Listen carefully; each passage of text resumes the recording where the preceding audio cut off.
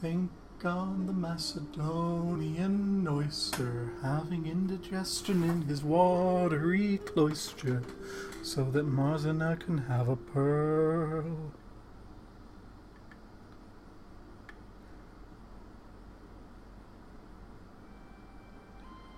Oh, so the prince didn't go to Zanzibar, he landed in Kilwa. Ah.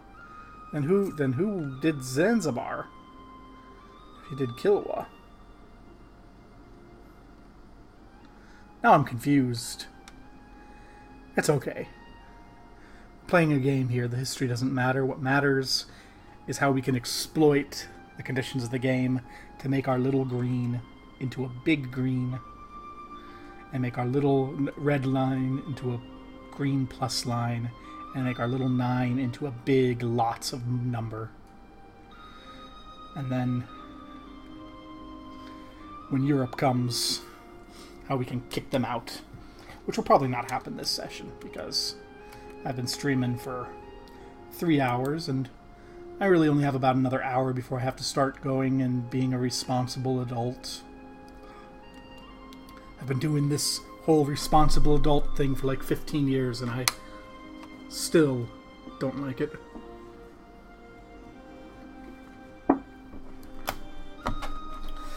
Oh, the longing for the days of... History's cool. I like history. Although I'm really a modern history guy. Like, I have piles and piles of books on the Afghan and Iraq wars and how they've handled terrorism and counterterrorism. Some of them are like crap. There's this book, The Wrong War, America and Afghanistan, something, that when you look at the title, it looks like it's going to be a great book, but it's just this... Like, the author clings onto the actions of Pakistani intelligence in Afghanistan to support the Taliban, and runs with it way too hard to try to portray the entire Taliban resurgence as a Pakistani plot. It's garbage. And then you have other books like No Good Men Among the Living, which is not a really good history book, but it's just a good book. It kind of traces kind of the story of some Afghan civilians during the war, and I strongly recommend it to people who like stories or who kind of like the human side of history, because it's cool.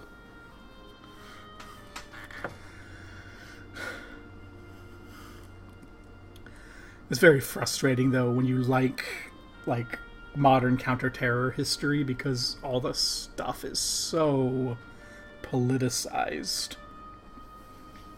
Like, there's a really great book by Farwaz... Crap, I forgot his last name. I'm not going to dig it out.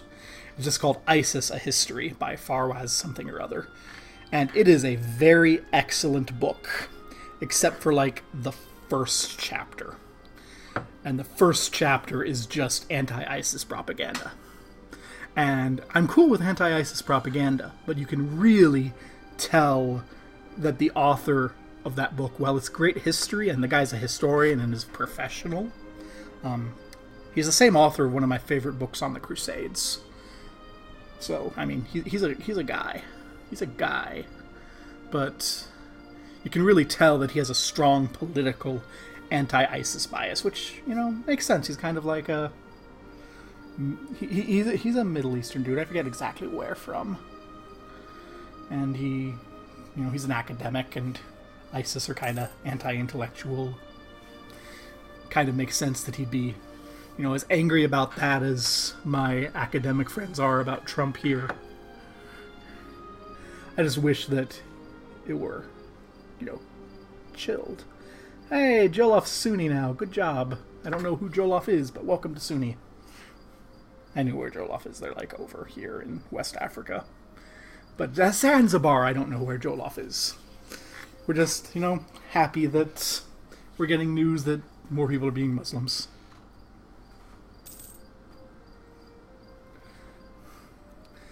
Yeah, African history is probably pretty cool.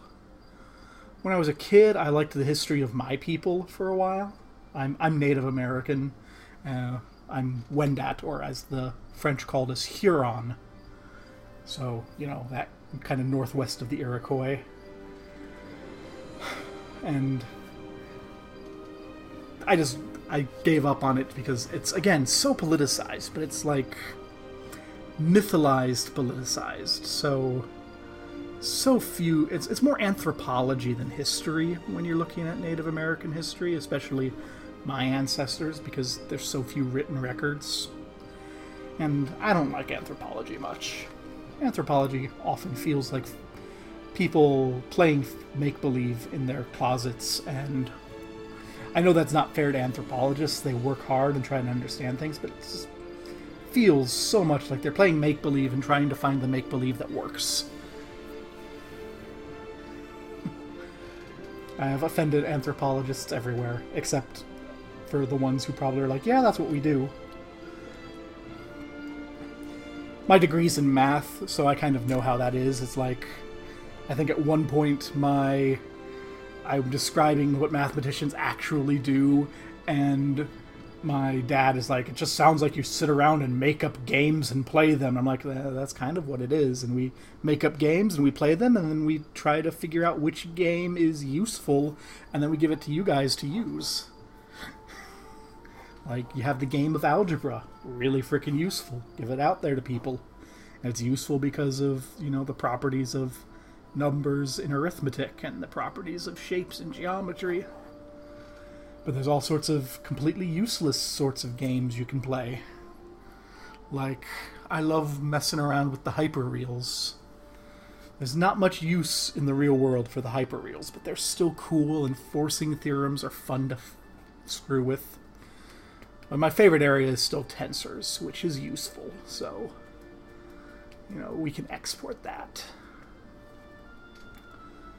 I need to do another math stream. I haven't done a math stream in ages, just because I've been busy with stuff. Reminds me, I need to get an appointment with my shrink, because I'm running low on pills. Yay, pills. I would like to hold on to my traditions and my languages, but the last native speaker of my ancestral language died in 1969. The only traditions and languages are crap that got reinvented mostly by white people in order to sell stuff to tourists. I mean, the Wendat culture has been wiped from the face of the earth. My ex-wife is Chinese, and she used to get a kick out of how there were more Chinese people in the state of Nebraska than there were Wendat in the entire frickin' world. I'm like, shut up. She's like, haha, your people are dead. And I'm like, shut up. Your people are communist. Yeah. And then we're divorced. It's more complicated and depressing than that, but we actually, that doesn't bother me. I think it's mostly like cosmetic and interesting. I mean, we stand now at an intersection of technology and culture that is not massacring like my traditions. It's massacring everyone's traditions. Like, that's why you see these resurgences of white supremacy and tribal importance throughout the world, because this sort of new culture of globalized technocracy, which is bleeding across the world, is wiping out all of these cultures. And it's doing it very much evenly. And I don't think it can really be avoided. I think it's probably a positive thing in the long run, even if it sucks now. But we should definitely, hold on to what cultures we can, but not be afraid to move forward. And embrace what happens through change, because change happens. And it just happens that the interconnectivity of the modern world is fusing sort of like a new global culture that it's largely Western European, but it's not exclusively Western European. There's enough influences coming from other parts of the world that it disturbs kind of Western European folks. Like my adopted mom, I'm adopted. I grew up in a WASP household in the central U.S. My adopted mom is always nervous about cultural stuff. And it just now clicked for her that the reason she's upset is she feels like her culture's dying. But it isn't. It's just changing, like everything changes.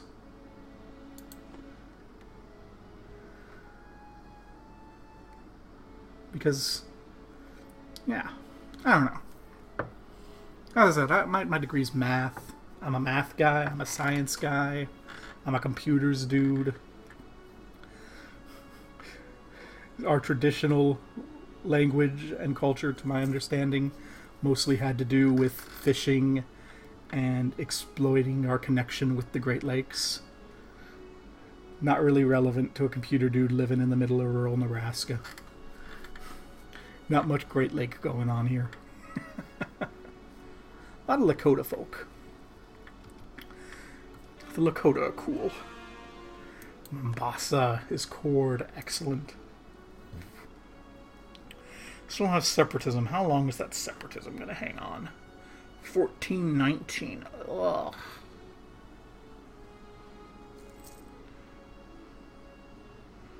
How is autonomy dropping? That autonomy is wrecking me. Slowly.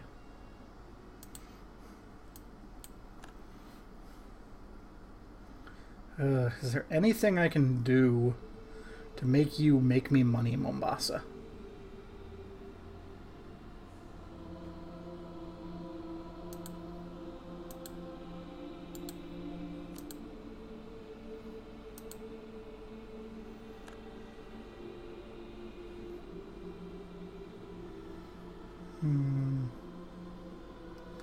I sound like a great person. Don't confuse me with a great person. I was a delinquent. Like, I've been a responsible adult for 15 years, and I keep going, oh, do I have to be a responsible adult? Can't I go back to the days when I, like, slept in people's closets and did amphetamines and scribbled equations on walls? No. Don't do that, kids. It's not good for you.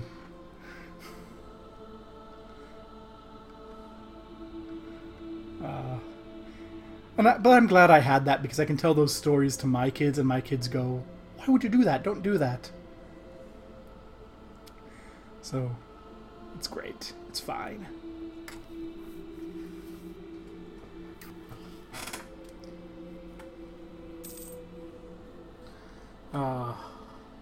I mean, fun fact about my people's collapse that may question the nobility of it. Maybe not for us, but for our historical rival. So the Wendat and the Hiawatha were kind of at heads for a lot. Or in the language of Europeans, the Hurons and the Iroquois. And to my understanding, one of the first things that like wrecked the Wendat and started our decline was we won a war with the Hiawatha, and they had to give us tribute. And this was kind of right after the white folks started showing up on the east coast of the U.S., and smallpox came with. And the Hiawatha rubbed the tribute all over the people who had smallpox and sent it off to the Wendat. So, like what we now call biological warfare. Got the nobility sick and just crashed everything. It's terrible. But that's, you know, one of the things I love about this, because, as I said, I don't like it anymore because it's so politicized, because you kind of get two groups. You get kind of people who are, oh, well, native tribal savages, raised up, Christianized, blah, blah, blah. But you get this other group that's like, oh, the noble Native American. No. It's all bull. There's a lot of Native American tribes who had their own cultures and interactions, but they were never really noble or savage any more than people nowadays are noble or savage. Or more like they were noble and savage. You know? Like I love the early Indian Wars in the colonial period because you see, so much. Ooh, it's here. Yes, screw the rambling about history I don't know very well. We get siegeability plus 10%. Yes. Which gives us trade with India. Yes, and Tanga's Cord.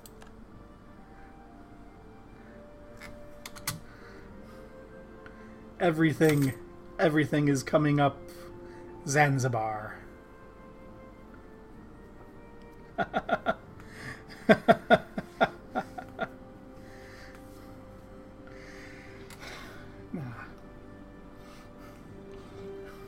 Don't call me noble. I'm not noble. Nah, it's all good, man. Relax. It's fine.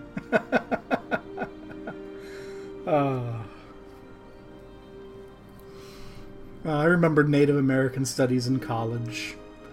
We had this the professor was a Ho-Chunk, or Winnebago if you want to use the slave name.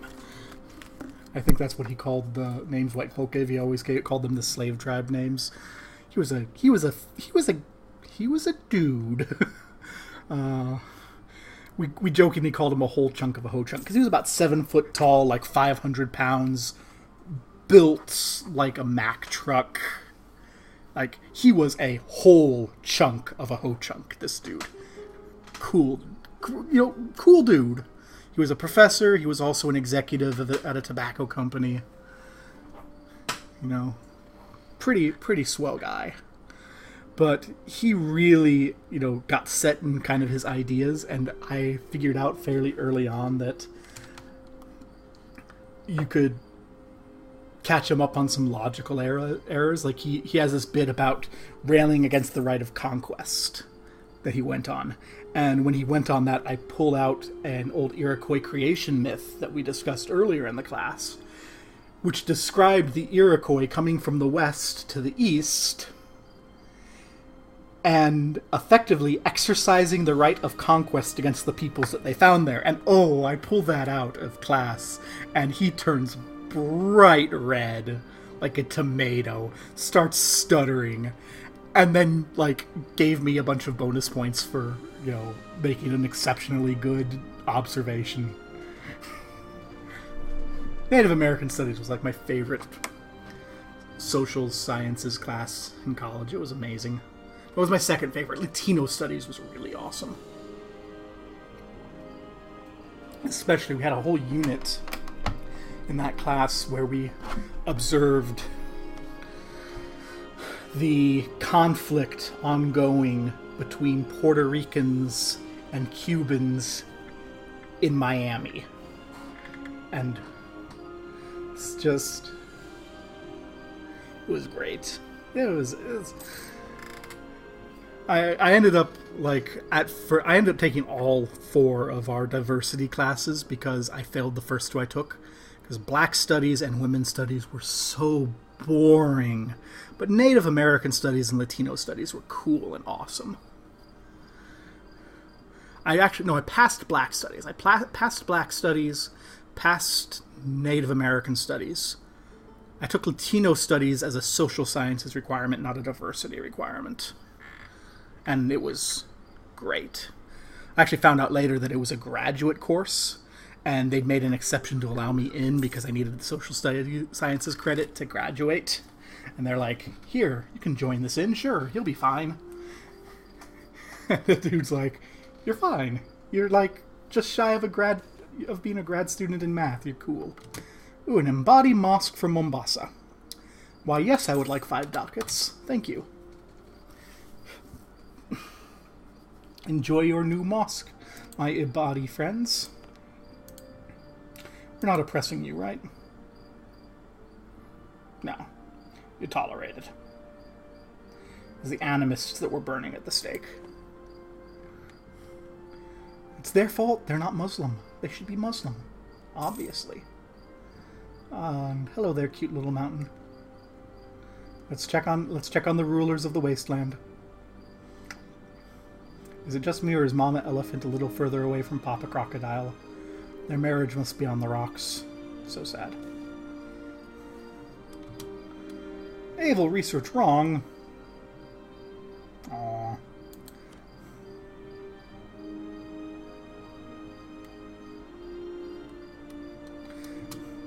Cool. Cool, yeah. That's something I've observed. Like, there's kind of... There are differences, though, like in black culture, that I've observed. And this is kind of as an outsider, but I observe that there's kind of a difference, sort of, in some of the cultural behaviors of African American folk from, like, the Northeast versus the South. Like, if you get, like, a New York black versus, like, a Georgia black, you can kind of get some differences beyond just accent-type stuff. It's kind of hard to explain. Because I'm not good at explaining that kind of stuff, but... Oh, I'm dead! Abu Bakr's in charge. Yay, finally. Abu Bakr's so good. And we got some stuff. And a new heir who's crap. So, defining Dimmy.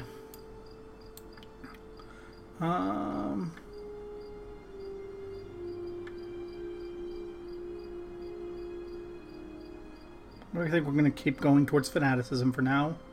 So where are you going to show up? You're going to show up in 5 unrest in Zanzibar. Oh.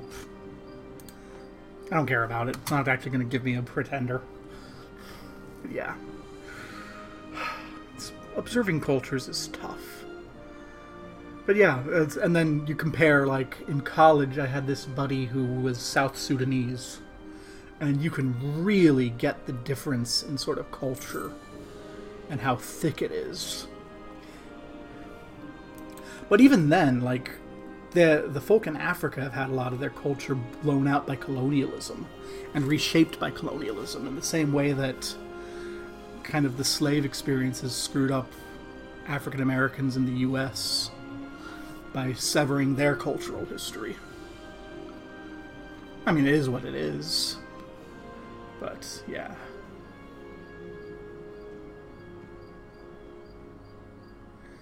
Yeah, that describes it, man. That gotta look out for myself thing. Like, I get a sense that there's kind of a more communitarian thing. But really, now that I think about it, that's really true among whites, too. Like, the Northeast has got this really communitarian idea, and the South's got a really self-centered, sort of libertarian idea. Now that I think about it, now that you point it out that way, when you phrase it as the gotta look out for myself mentality, and I realize, that makes me realize that's not as much like a black cultural difference as it is kind of a Northeast American versus South American, Northeast U.S. versus South U.S. sort of thing. Which, of course, ties into ongoing cultural divides that shape U.S. politics to this day. Meanwhile, I'm out in Nebraska where we got that nice mix of Southern look out for myself, Northeast communitarian, and Midwestern, oi, don't you know?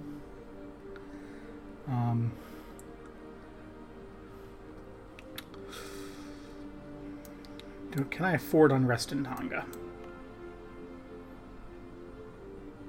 Yes. It's risky. I can't afford the loss of legitimacy, so that's gonna have to do. Okay. I forgot Abu Bakr, the illegitimacy thing. Yeah, Mogadishu. We need to protect our trade. Trade is like all of our income.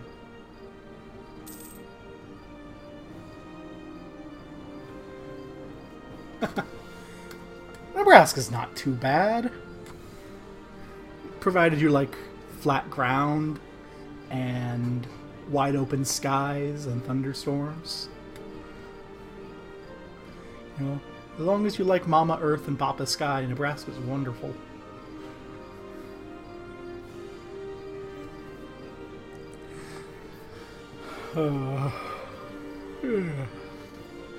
Nebraska's actually, and it's not that bad. Like, I'm in rural Nebraska, but I'm also only like a 10-minute drive from not rural Nebraska, where you get into Omaha, which is a pretty sizable town. It's not as big as Columbus, but it's not that much smaller, I don't think. I say as I shimmy my way over to an internet window and check the population of Columbus, Ohio.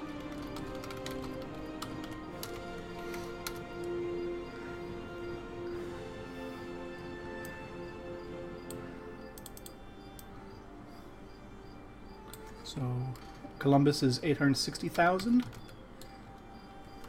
And the Omaha is 975. Yeah. So Omaha's a bigger city than Columbus.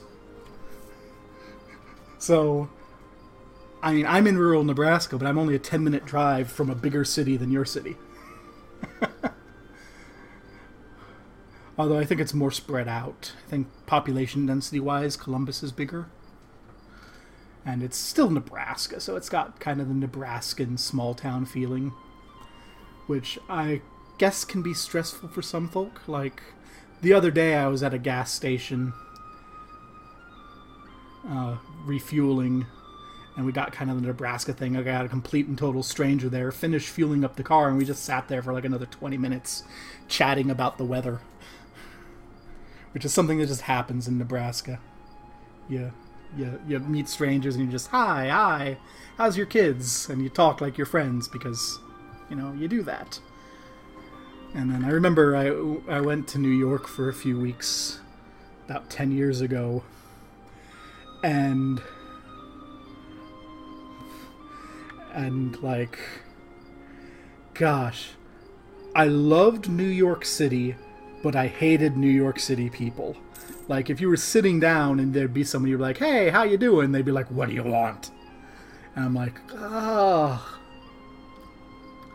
And like, and there was always the white people who were like that. Like, and I remember at one point I'm walking home and there's just like this gang guy comes up to me and I'm like, shit, I'm gonna get mugged. And he's like, hey. And I'm like, hey, how you doing? Can you help me out? And he's like, what? And I'm like, I'm trying to find my way here. I'm a little lost. And he's like, it's over there. Give me your money. And I'm like, I can't give you all my money. I need it for the metro, but you need $5? I can give you $5. Cool. And then the dude, like, helped me get somewhere. Instead of getting mugged, I actually had my first, like, Nebraska-like conversation in, like, a week and a half. Because conversations with strangers are... They're important to me, you know? Connecting with strangers is important to me. And I didn't get that for, like, a week, and it was so just... ugh. But other than that, I thought New York was just the coolest town ever. New York was awesome. Unlike Washington. I hate Washington, D.C. Such a plastic place. Not fun. Philadelphia's cool. Chicago's fun. Haven't been to Columbus. Got no clue if Columbus is cool or not. Boston. I love Boston. When I was in Boston, like... it was like New York, but if you just started a conversation with somebody, half the time they'd just chat with you. The other half of the time they'd be like, I'm busy, fuck off. And you'd be like, okay, cool. Because, you know, they're busy. But they wouldn't just be like, what do you want? They'd be like, I'm busy, fuck off. And you're like, okay, cool, you're busy. I'll fuck off. It's good. Cool times. What other places? Texas. God, I hate Texas. Oh, DC's spread out. It's a maze. And most importantly, it's just everyone in DC feels plastic. I don't like it. I had a girlfriend who moved to DC, and I visited a few times. I'm like, nah, I gotta break up with you because I can't stand coming to DC all the time. Sorry.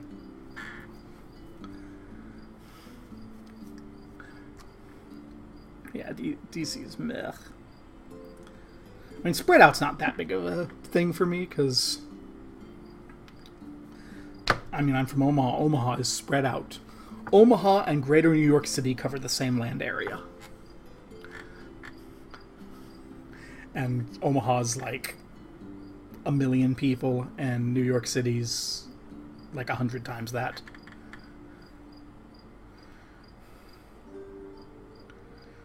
But you can tell where downtown in Omaha is. There's a couple of them. No, our education's falling. We can't really afford to up it, though. I want to up my education. Making some money. Do I up my education? Now that we're starting to make some money.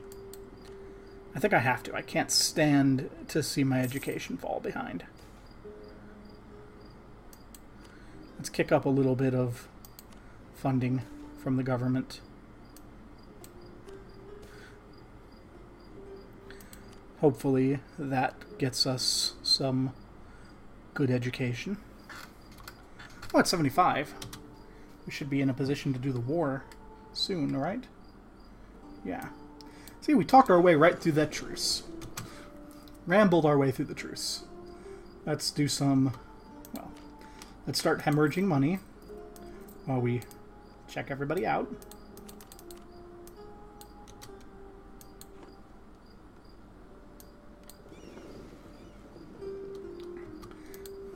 We need a new admiral.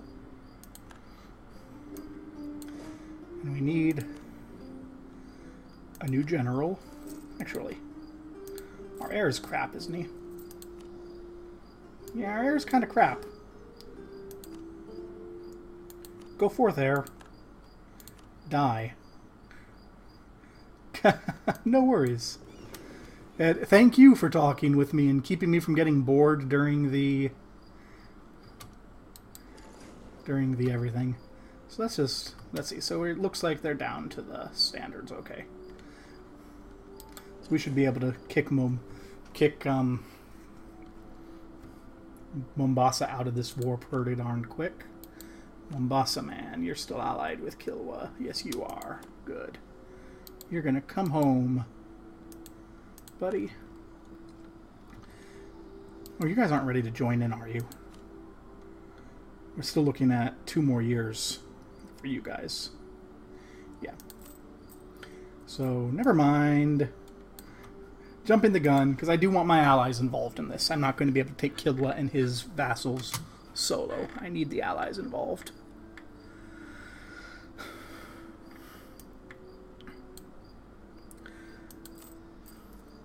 Whoops. Jump the gun.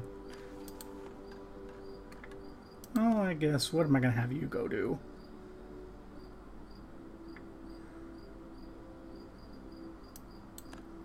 Yeah, so the truce has expired, but I'm not quite ready for it yet. I guess we'll try to befriend Ethiopia. Sure, tell me anything you want, man. As long as it's not classified.